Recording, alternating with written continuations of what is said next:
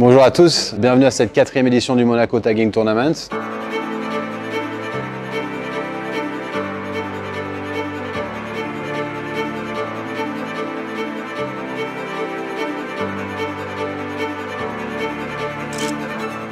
Le Monaco Tagging Tournament, il est né il y a 4 ans de ça, suite à un partenariat avec la Fondation Prince Albert II, qui nous a accordé sa confiance sur justement cette idée de suivre et d'étudier les migrations de thon rouge en principauté de Monaco. Depuis la première édition du Monaco Tagging Tournament, on a plus de 183 poissons capturés et plus de 60 tags posés.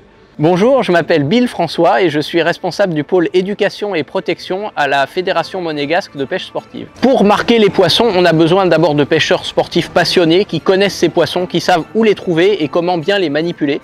Donc on attrape les poissons à la ligne avec des techniques spéciales pour pas les blesser, pas les abîmer. Et ensuite, on va procéder avec 2 sortes de marquage, soit ce qu'on appelle le marquage conventionnel. Ça permet d'identifier un poisson, comme ça s'il est repris quelque part, on saura de combien il a grandi et à quel endroit il a été lâché et à quel endroit il a été repris. Mais ça ne donne pas beaucoup d'informations. Pour avoir plus d'informations, ce qu'il faut, c'est utiliser des balises. Donc ça, c'est notre 2e technique de marquage, c'est des balises satellites. Bonjour, je suis David Gamba, président de la Fédération monégasque de pêche sportive. Alors ça, c'est un concentré de technologie qui te permet en fait de pouvoir suivre les animaux marins dans leur milieu directement. Tu l'accroches au dos d'un animal, en l'occurrence à un thon rouge. Cette balise va rester accrochée sur l'animal pendant un laps de temps déterminé.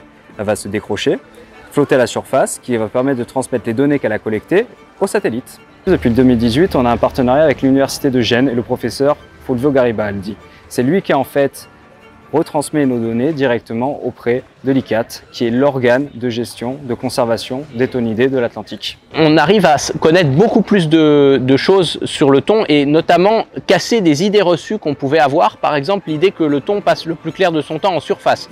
Grâce à nos marquages, on a commencé à découvrir qu'il passe énormément de temps à des grandes profondeurs, autour de 600 à 800 mètres. Donc c'est des poissons qui plongent beaucoup, qui font beaucoup de migrations verticales aussi, entre la profondeur et la surface. On a aussi découvert des routes migratoires de plein d'individus de thon et peu à peu le puzzle se reconstitue et on arrive à comprendre quelles sont les différentes populations de thon et où est-ce qu'ils migrent. Le fait de pouvoir comprendre les patterns de migration permet de mettre en place derrière des actions qui permettent d'avoir une protection plus efficace de l'espèce.